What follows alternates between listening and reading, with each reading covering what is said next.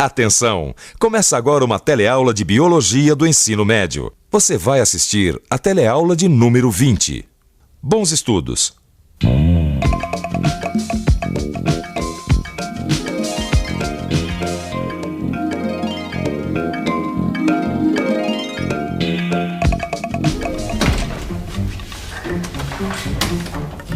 Cheguei, mãe! Filha, meu Deus! O que foi, mãe? A pele do seu rosto, o que aconteceu? Ué, nada, só tomei um solzinho. Solzinho? Pelo jeito que está o seu rosto, você não deve ter saído debaixo do sol.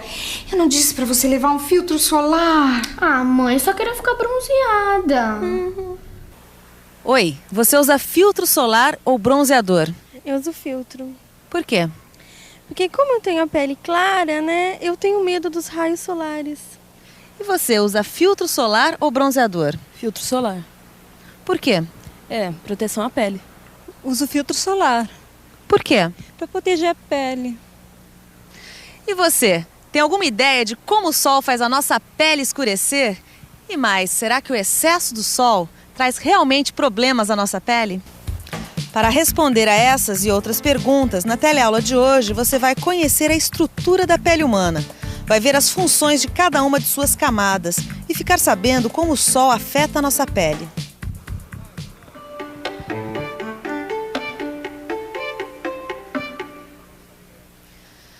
A pele é um dos maiores órgãos do ser humano, chegando a pesar até 16% do nosso peso total.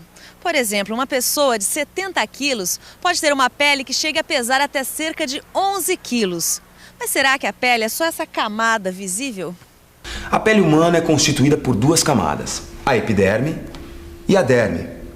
A epiderme é essa camada aqui que nós podemos ver, olha, mais fina. E a derme fica mais no interior, é uma camada mais espessa.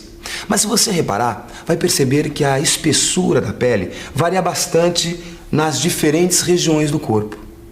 Qual pele que é mais grossa, da palma da mão ou do braço? A da palma da mão é mais grossa.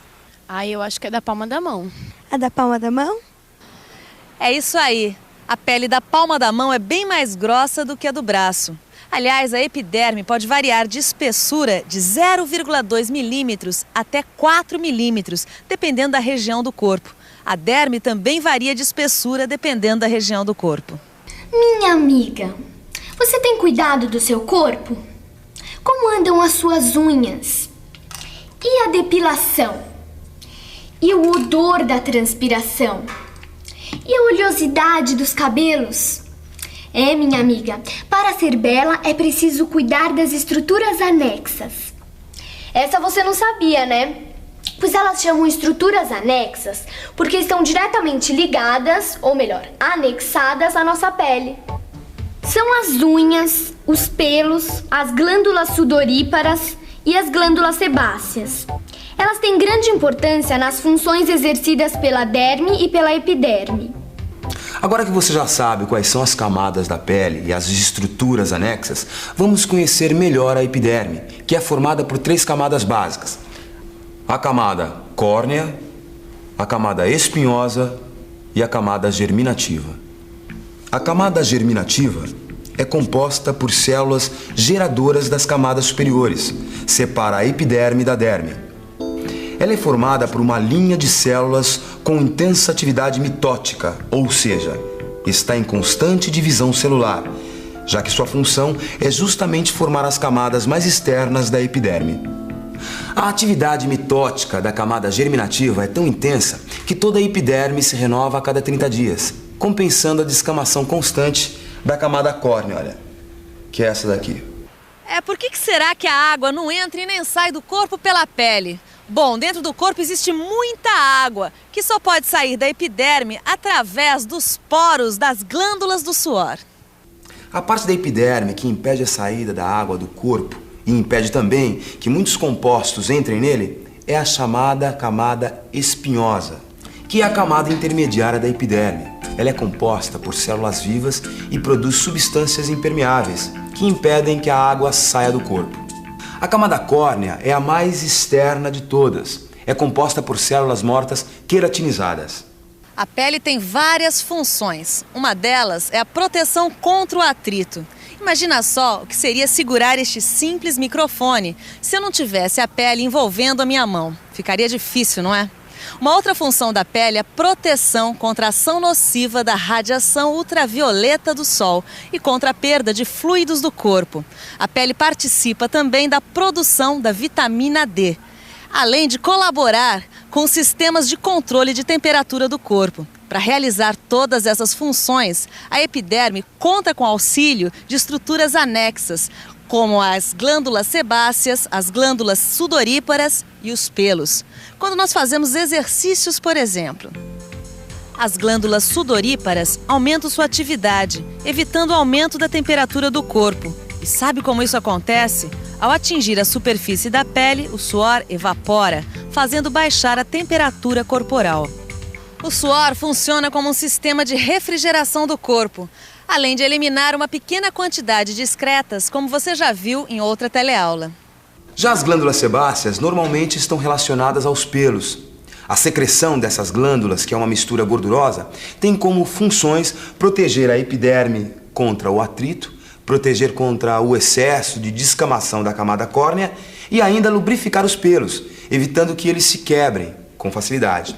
As glândulas sebáceas estão distribuídas por toda a parte do corpo, menos na palma da mão e na planta dos pés. Aí você passa com movimentos circulares por toda a parte com oleosidade suavemente. Eu posso saber o que você está fazendo aqui dentro? Cuidando da pele, mãe. É que eu abusei mesmo do sol. Olha, minha pele tá vermelha e sensível. Ah, e além disso, as minhas glândulas sebáceas parecem que estão cada vez mais ativas. Olha, oleosidade. Mas isso não é por causa do sol, é? Não, filha. Isso faz parte do crescimento.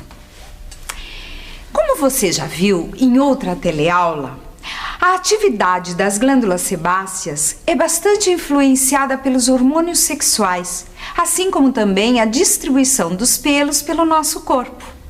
Os pelos crescem de forma descontínua, intercalando períodos de crescimento com outros de repouso, quando param completamente de crescer. Os fios do cabelo, por exemplo, têm uma fase de crescimento de 2 a 5 anos, e a fase de repouso, que é bem menor, de aproximadamente 3 meses. No final do período de repouso, o fio cai, e depois de algum tempo, uma nova estrutura geradora de fios de cabelo se forma na derme do couro cabeludo. Agora que você já conhece a estrutura, as camadas e as funções da pele, vamos ver por que o efeito do sol escurece a pele. Para começar, a cor da pele das pessoas resulta de vários fatores. Os mais importantes são a quantidade de melanina presente na epiderme, que é definida geneticamente, e a quantidade de sangue que corre nos capilares da derme. A melanina é um pigmento de cor marrom escura, produzida por uma célula especial chamada melanócito. Essas células se encontram na camada germinativa da epiderme e possuem prolongamentos que atingem a camada espinhosa. Quando entram em atividade, os grãos de melanina migram das ramificações dos melanócitos até o interior das células vivas da epiderme, ou seja, até as camadas espinhosa e germinativa. E quando estão dentro das células dessas duas camadas, os grãos de melanina ficam sobre o núcleo da célula. A melanina tem a capacidade de absorver os raios ultravioleta do sol, que nós chamamos de UV. Dessa maneira, a melanina protege o material genético dos núcleos das células. Para a gente entender isso melhor, vamos conversar com um especialista em pele, o médico dermatologista. O material genético presente nos cromossomos está localizado no núcleo das células. Esse material é sensível aos raios UV do Sol. Os raios UV podem alterar os cromossomos e levar a célula à morte, ou então alterar as funções das células e provocar assim um câncer.